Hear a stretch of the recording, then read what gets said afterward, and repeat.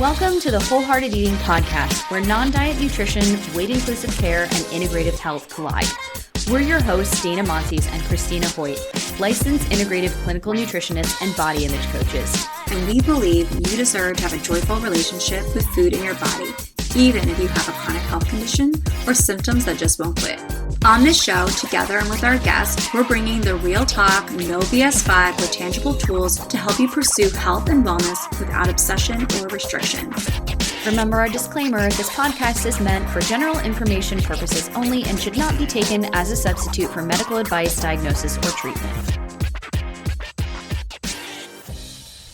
All right, time to get into some holiday-related content. We know that the holidays can be a really tough time if you have been working on your relationship with food and body image. And this time of the year, people tend to make a lot of unsolicited comments about what food they should or shouldn't be eating, what types of food, how much, going back for seconds. And sometimes you might find yourself either an unwilling participant or observer to conversations about food, bodies that you'd just rather not be a part of.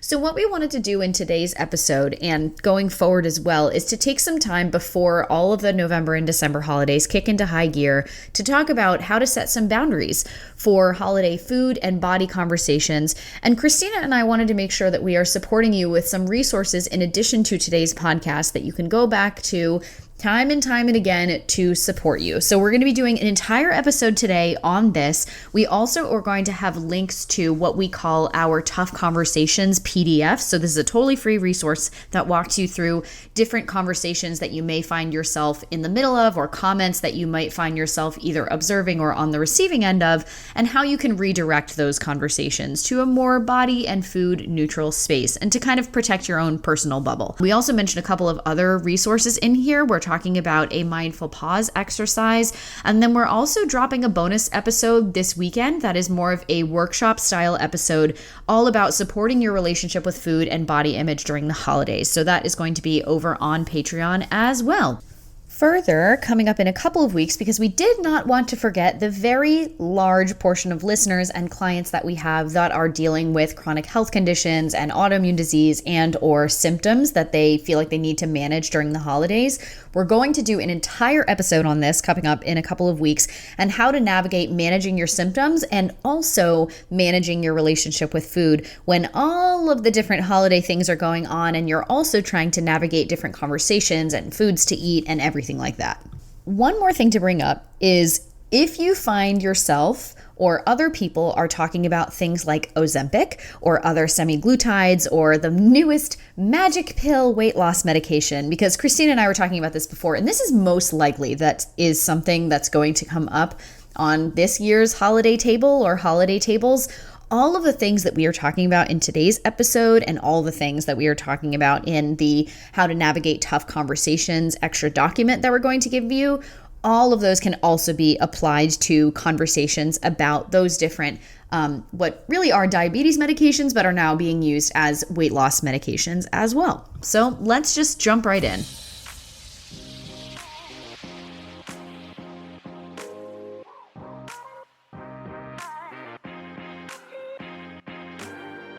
Welcome back, friends, to the Wholehearted Eating Podcast. I'm Dana. And I'm Christina.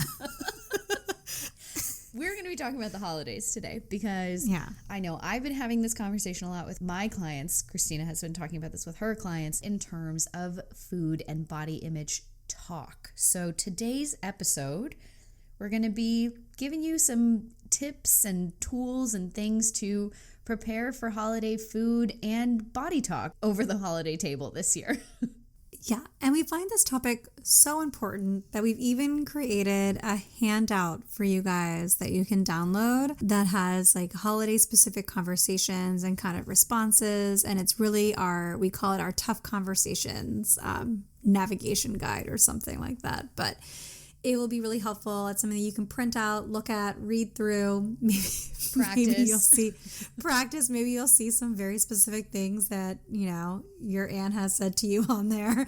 Who knows? And then you'll see the exact response. But we really tried to think about some of the things, and we actually, you know, crowdsourced like what other people have actually had said to them. And we've even talked to some of our clients about some of the things that are being said to them and what's triggering for them and how they react.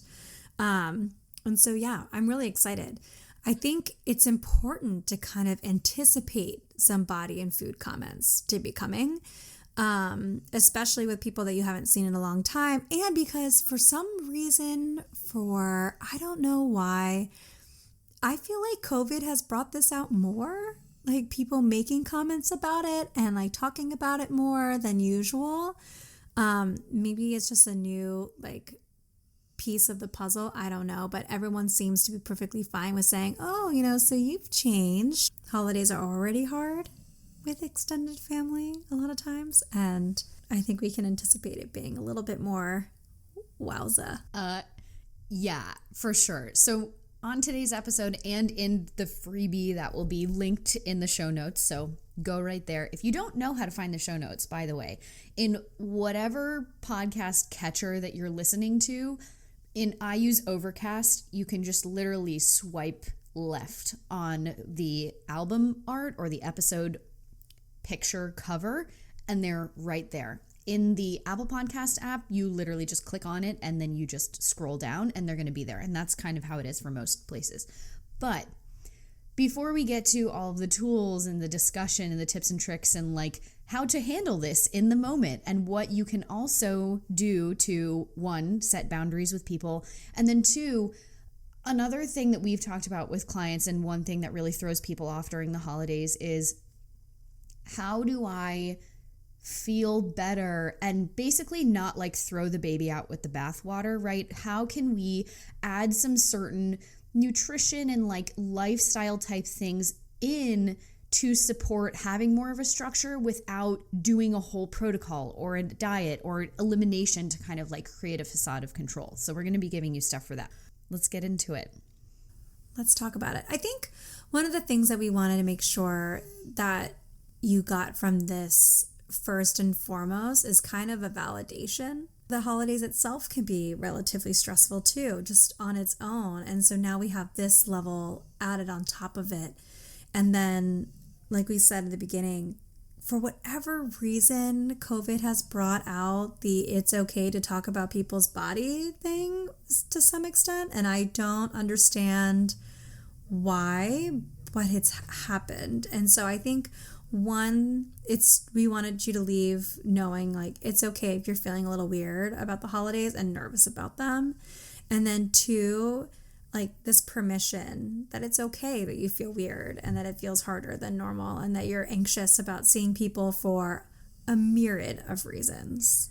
And something to think about too, because this episode is going to be a lot about food and body talk and everything like that. But when we talk about behaviors and reflections on our own behaviors and thoughts specifically related to our own relationship with food and body image, even if you've been working on this for a while, you can pretty much expect that thoughts of restriction or control, like when we think about exercise and food, a lot of people turn to those as a comfort or defense or coping mechanism because other things feel out of control in their lives. So if you do find that those thoughts are coming up, that's pretty much expected and normal, right? And we can have those thoughts and experience those thoughts without actually acting on them, because we know that on the other side of those behaviors, we don't actually feel more in control. We don't actually feel better, right? So for example, if you tend towards restriction or if you tend towards eating for emotional reasons as a coping tool,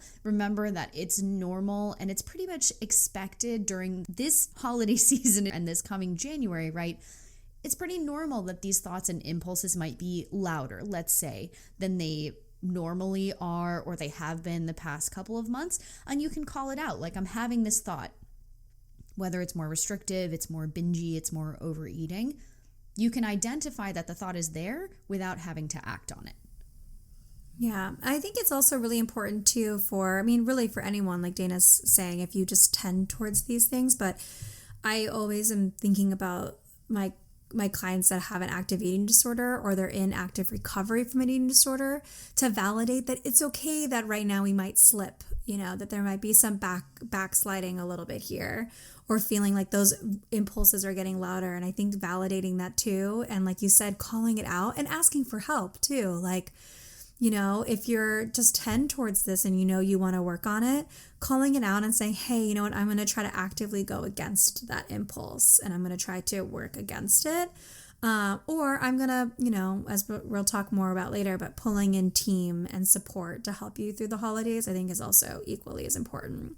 Yeah. One of the things, work with your practitioner that you've worked with before, whether it's someone like me or Christina, or if it's your therapist or, whoever it is, don't try and do this alone. It's so much easier when you've got somebody else that you can just kind of like word vomit, brain dump on, that you're paying them, who's a professional in this field, who is probably dealing with almost every single other client that they have is also dealing with the same thing. You don't have to figure it out on your own. Yeah. And I think also too, like, thinking about it from a standpoint of how can I get more mindful around certain things as well. And the more that we bring more awareness around something, the more mindful we are about it. And once we call it out and we're able to name it, the more easy it is to tap into the various tools that we have available as well. Sometimes, like Dana's saying, that's tapping into a support network, whether it's your practitioner or whomever, or maybe it's just thinking about what you've been told by either listening to this podcast or doing one of our courses, or even, working with a practitioner or whomever, or what you've read around what tools can I use to help support me in this area, and what's available to me to use, and being able to mindfully select what tool you want to use. And sometimes it is going back to old habits, or something, right? Because it feels overwhelming, and that's okay too. So I think that's just important to kind of note as well. Yeah. So let's talk about how do we handle these harmful comments in the moment, right? Because this can give you all a preemptive strike, things to think about. Listen to us in your ears over and over again on your way to holiday meals, right? Holiday parties, whatever it is, right? So we have this PDF that we will put in the show notes that's got a bunch of different things that scenarios people have said and suggested responses that vary from very polite boundary setting to we're not going to talk about this, right? Or thanks for informing me that this is more about you than it is about me, right? Depending on your personality type and your capacity that day, you can choose from this myriad of options. Yeah, exactly. So I definitely recommend downloading the thing, but let's talk about some of them. One of the ones that I really love, and I'm going to call Casey out on this. My husband is really, really good at this. He really loves to kind of put it back on the other person, like to have them kind of realize or take a moment to pause and kind of realize what they're saying by simply saying, I'm sorry, could you repeat that?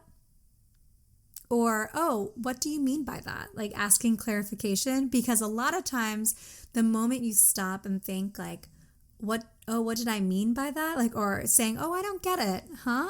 Like something like that really puts them in this place of being able and having to explain what they mean. And as they're explaining it, it's like it's really difficult to not realize how egregious it is in the explanation process. A lot of times he'll say too that a lot of times people will honestly just say, oh, nothing, don't worry. Don't worry about it. Or I didn't mean anything by it. And then to me, that kind of puts it on them to kind of self-reflect, right? And to kind of think about what did that mean? What was that? Or if they say, well, I'm just joking. Well, joking about what? Like, what do you mean? What are you joking about? And I think that kind of puts it into, kind of like puts them in the driver's seat of reflection rather than on you. It's like kind of like a zinger, but polite zinger. It's like a mirror. Kind of, here you go. Yeah. Yeah, here you go. Let's look at you. What's that all about? Which I love that one. I'm not always good at doing that, but I really love it when it happens. Yeah. So one other thing we wanted to talk about too, before we get into the like actual things that you can say to people. I love that one because that one's just like hard boundary. Explain yourself. Are you going to say that fat phobic thing again? Right? Ugh. But we also wanted to acknowledge that sometimes it's okay to not say anything at all, right? And Christine and I were talking about this yesterday when we were planning for this episode, is sometimes even we as practitioners who have been working in this field, have been on our own body image and food journeys for, years at this point, sometimes even we freeze up, right? We're not saying that you have to have, the great response to every single thing that happens. And we don't want you to expect that to be the situation either, because there have definitely been times when I'm around our family's holiday table or other places with people where I'm just like, internally, I'm like, did they really just say that? I don't even know how to respond to that, right? And typically what's going to happen when you're in one of these scenarios, because these comments are perceived as a threat, especially when you're working on your body image and relationship with food, and even before you've started on this journey, right? If you've got trouble with dieting in your body image, it's already a threat, right? So if somebody says something, you're going to go into one of three pathways. It's either going to be fight, flight, or freeze, right? Your nervous system response. And if you get caught in freeze because you don't know what to say, it's okay. It doesn't mean that you've failed, and you're probably going to have shower thoughts later of like, oh, here's this amazing thing that I was going to say to this person, and I listened to that podcast and I thought I was going to do it. It happens to us too. I am the queen of shower thoughts. I'm the queen of going back later and being like, this is what I'm going to say. And in the moment, I tend to freeze, or I sometimes even too, and I think this is a fair thought as well, is that sometimes it's a matter of one, getting caught off guard, and two, not really sure how to interpret what they said. Like, I think that happens a lot too. Like, sometimes I'll second guess my reaction and say, am I overanalyzing this? Or is this something else? Or what was that all about? And I think it's perfectly okay, like Dana's saying, to say to yourself, hey, you know what? It's okay for me to kind of to not say anything, and for me to take it in and kind of figure it out, and then reflect later how I feel about it. And then you can come up with a response or not. If it's worth going back and talking to them about, then you can decide to do that if you want to or not. And, sometimes silence or just not participating sends an even louder message than saying anything, right? So I think I talked about this on the podcast last year, but my family was playing this, just like a card game similar to Cards Against Humanity, something like that, but like a family-friendly version, right? And there was a bunch of like very negative body image, self-deprecating, like fat-phobic cards and stuff in there. And I just didn't laugh at some of them. And then after a couple of them, people realized like, oh, you're not laughing. This is kind of weird. And they're like, oh, why aren't you laughing? And you're like, oh, I didn't think that was funny. And people are like, what do you mean you didn't think that was funny? I'm like, oh, I just thought, that sounds pretty harmful. Like, I don't think that that's funny. And then even if you say nothing else, it gets people thinking, oh, wait a minute. This is kind of a really mean thing to say. Even if you don't do any further education, because like we've said many times before, this stuff is hard to talk about. This stuff is hard to accept. This is why we do so much education about the research and health at every size and weight inclusive care and everything like that. But not everybody's ready for that. Most people are not ready for that, right? So we also aren't encouraging you to be the weight neutral health at every size, like religious cult, right? That's like going out and trying to convert everyone to this. You have to meet people where they are, and they have to come into these realizations on their own. You can, give them some nuggets here and there of explaining, this is what I've been doing, but pushing it on other people is not going to be the way that gets them to a more neutral place. Yeah. I think you're really right around the idea of like, not everyone's ready for that conversation yet. And also too, you might not be ready to have that conversation yet. Like, you're still working on it for yourself, and maybe you haven't fully attached onto it completely, but you want to attach onto it. So you're still working on it. And so you might not be ready to have that conversation to convince someone that they should be on that journey too. If we're still on it and we're not fully there yet, that can be really hard. And also too, it can create kind of like, I find to be something that could be even more triggering is when someone pushes against this new belief system that you're working on and you're still trying to attach to, and then they beat that down, and then they make you question the whole thing at all. I find that to be even more dangerous. So to me, sometimes it's better to not feel like you're trying to convert everyone to this. And sometimes it's safer for you to just be quiet and think about it and reflect on it and say, you know what, that was not cool to say. And maybe later come back and say, hey, you know, I didn't appreciate you saying that to me, you know, and coming up from that perspective and seeing how that is. But yeah, I think it's really important to protect where you are in your journey as well. And that really is the ultimate aim of these various responses and things that we've got for you, right? So it really depends on where you are, your capacity, the people that you're surrounded by, right? If you're going into an entirely like very vocally fat phobic environment, probably not going to be the best thing to like start spouting out about all this stuff, because if you're on your own, that's a very lonely island to be on, right? So just stay in your island, protect yourself, right? So we've got things ranging from a hard boundary to be set to all the way to an invitation of like, oh, I've been learning about this with my practitioner on this podcast. Like, if you want to learn more about it, here you go. And that's the end, right? So we'll give you some examples. So some of these are ones that we've gotten from our Facebook group, which we're not super active anymore in, just so you know. So if you've been tagging us and stuff, the bucket is full. We're not in there. So but other ones that we've crowdsourced from Instagram, from our clients, everything like that. So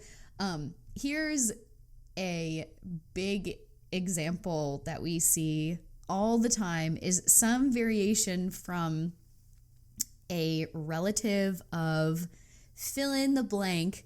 I really think you should try and lose some weight. Period. It's like, oh,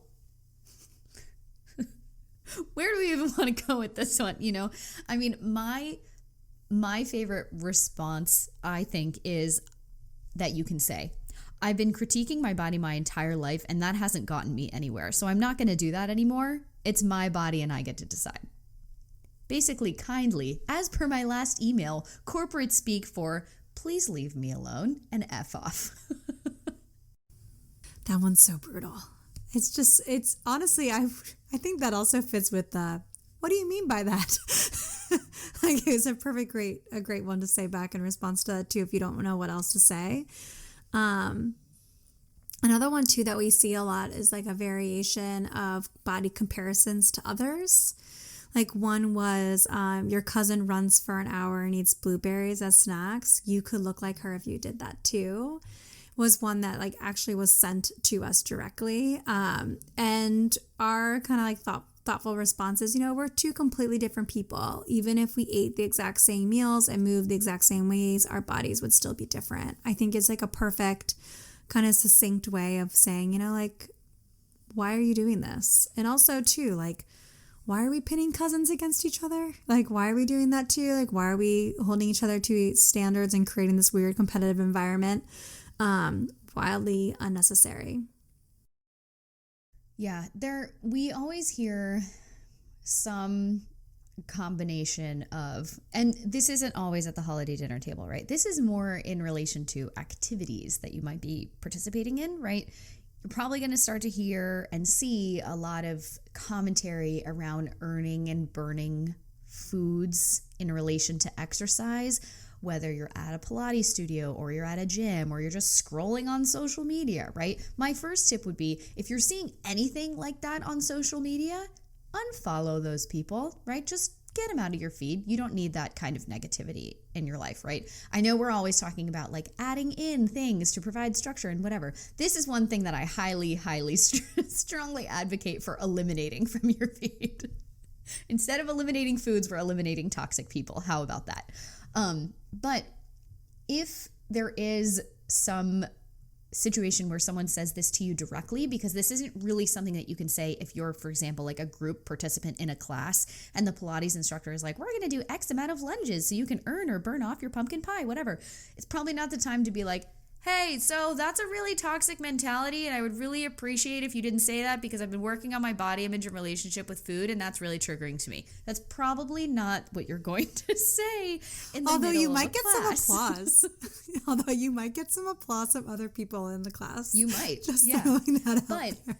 that is something that you can say if it's just one-on-one. Be like, hey, that kind of thinking really hasn't served me well before, and I've been trying to get away from that. So could we not say that, you know, or something like that. We have more succinct responses in the document too. But Another one that you'll probably hear, I think this is one that is pretty much a guarantee, is about specific diets and things that people have been doing to lose weight. And this can be a very triggering situation for people, right? And the thing that I like to remind my clients of is like, if someone is making comments about that, about themselves, they're not in the same mental headspace that you are. They're not here yet, right? They're not ready to work on their relationship with food because they're still in the mindset where they believe that losing weight is going to fix all their problems and it's going to turn into rainbows and unicorns at the end. So I think having a little bit of compassion for that mindset, being like, wait a minute, I used to be here. They're just not here yet. And I understand that mindset. It's not about you, right? They're projecting onto you, but it's really about them. So if you hear something like, oh, my doctor told me to try the keto diet for 6 months to improve my blood markers. Like if you're having these issues, like maybe you should try that too, or that would be so great for you. I know you've been wanting to lose weight, blah, blah, blah. There's many different directions that you can go here, right? You can say like, hey, I'm actually working with a professional and I'm going to stick with what they've been guiding me on with personalized nutrition, but thanks anyway. Or it can be something like, I'm glad you're feeling better, but I like to keep my eyes on my own plate. Boom, right? Drop the mic and leave. Just literally turn around and walk away. Unless you're sitting at the dinner table, probably a little bit rude, right? But then you can also say something a little bit more compassionate. We would say like the Christina response to this as opposed to like the Dana Jersey response to this, right? You could say something like, I'm glad you're feeling better, but I've found that everyone's body is so different and requires such different things. And just because something works for one person, that doesn't mean that it works for everyone, right? And if they respond something like, oh, but you won't know until you try, you can just say, thanks, but I'm really not interested. Yeah. Very succinct, very clear. Very Christina. And also very kind. Clear as kind. One thing that I want to talk about too is when some of the other comments too are around when people talk about how they're being around food, like, oh, I'm going to be bad and get seconds, or I'm going to do this and do that. And then it makes us, a lot of times too, what ends up happening is like a rebound effect as we start thinking, oh, well, what are they thinking about my plate? Or the fact that, oh, I already went back for seconds. Like what? Or them making a comment, or them commenting if we didn't go back. You know, like maybe we didn't go back for seconds and they make a comment. Oh, good for you. You're being so good. One of the things that I really like that you can say that's very succinct is, oh, I don't think food has a moral value. You know, because a lot of times I think what I like about this too is it kind of implants what do you mean by that? You know, because the people who are the recipients of hearing, I don't think food has a moral value, it might be the first time they've even thought about the language that they've used as maybe even applying moral value to food. Like maybe they never even thought about it that way before, or really thought about it, because a lot of the times those things that we say about food are like autopilot. It's like so culturally ingrained that people don't even think about what it means when they say certain stuff. And so I really like that one because it kind of does twofold. One, it tells them I'm not interested in having that conversation with you. And two, it kind of plants a seed for them to think about later, if they're even interested, honestly, of thinking about it and saying, what do they mean by moral value? Like about that, you know? Which I think is kind of a cool way to kind of approach it as well. One thing that I wanted to talk about too is we've been talking about how we can kind of anticipate that these are all going to be stressful situations, right? If you have read or listened to the Burnout book by Amelia and Emily Nagoski, they talk a lot about completing the stress cycle, right? So this is a stressor, an external event that is causing internal stress in the body, right? Built up, unprocessed emotions. Just because you've left the situation that caused the stress, meaning you go home from your relative's house or the dinner is over or whatever, you're not done with the stress that situation caused. It's still unprocessed and in your body, right? So thinking about some things that you can do to complete that cycle, right? We want to close that loop so that stress that's been caused from the holidays, even if the holidays are ongoing, right? We can think about closing little loops and then closing bigger loops, right? Let's close the toxic holiday body talk one day at a time, right?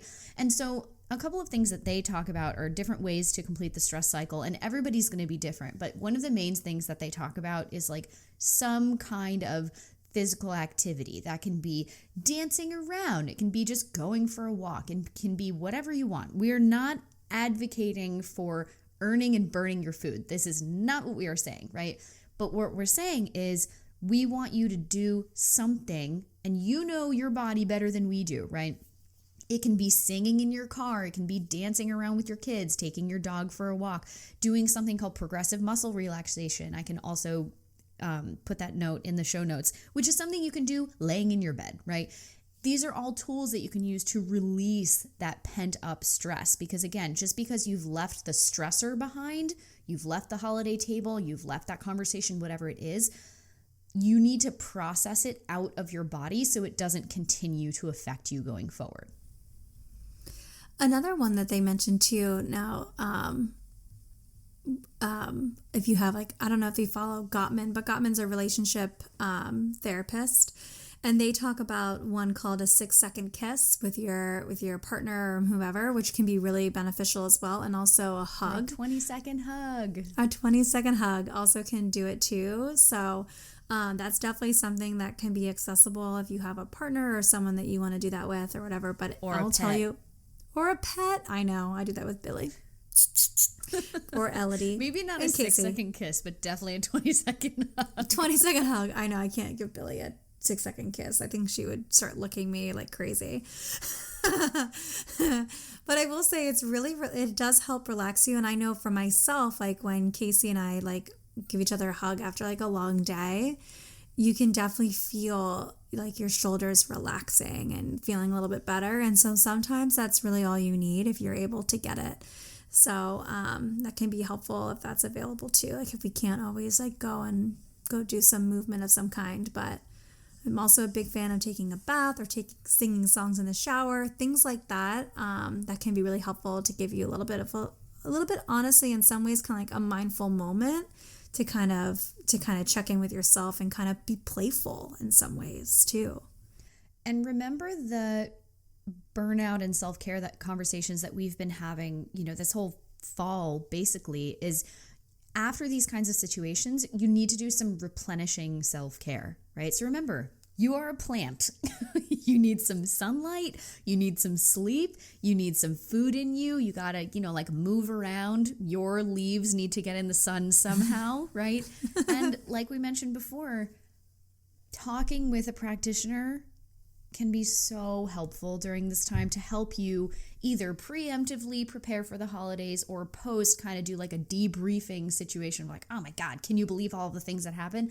And they can give you some tools because unless we work together, like you and me, Christina and you, whoever's listening to the podcast, whoever's ears are in, right? Unless you work with us as a client, your practitioner hopefully knows you better than we do, right? And so they'll be able to give you personalized, customized tools to help you do some replenishing self-care based on whatever fits in your schedule, your capacity, where your nervous system is that day, and then how to complete that stress cycle. So knowing that there's probably going to be other stressful situations and things that are going to come up during the holidays, and then obviously with all of the diet culture nonsense talk that's going to be bombarded very soon towards you if it's not coming that way already, we need to make sure that we're doing replenishing and protective measures, knowing that this stuff is coming, right? So I always think it's better to go in with a plan, some kind of preparedness, knowing that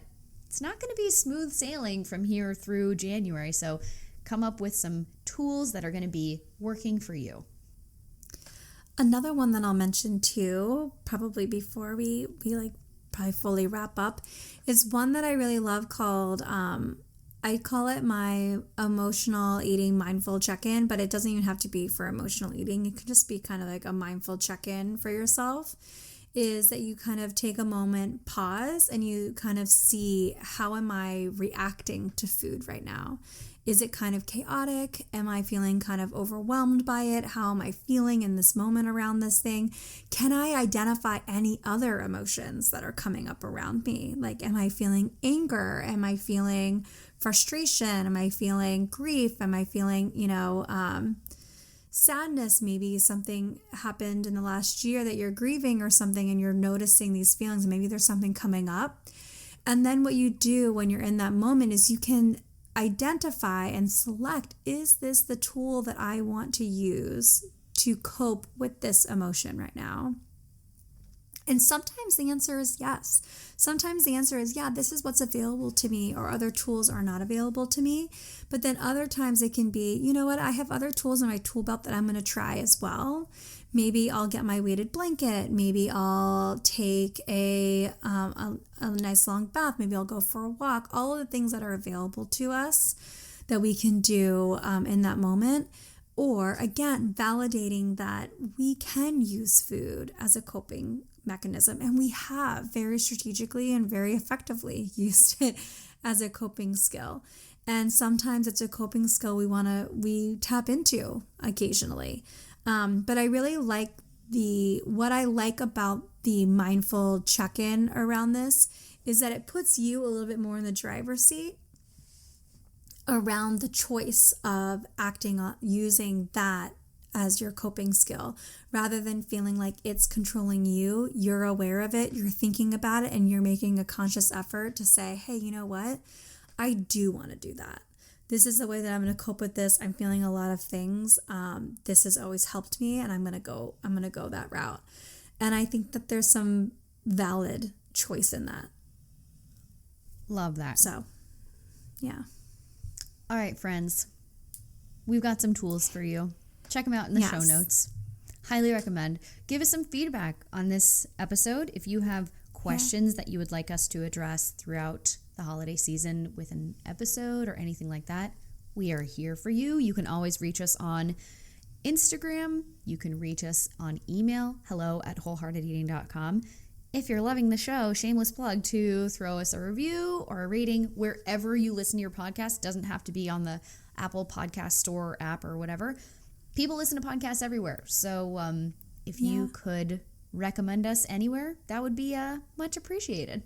Share this episode with a friend. Do whatever you want to do. Thank you guys so much, and hang in there this holidays. We're here for you. Also, we're not just leaving. We'll be here every week during the holidays. So. Hey friends, it's Dana, and thanks so much for listening to the Wholehearted Eating Podcast today. Find us on social media at Wholehearted Eating Pod on Instagram and at wholeheartedeating.com for more information about working with Dana and Christina for one-on-one nutrition counseling. If you love the show, we would love you forever if you'd share an episode with your family and friends, or tag us on social media, or leave a 5-star rating or review wherever you listen to podcasts to help more people find the show.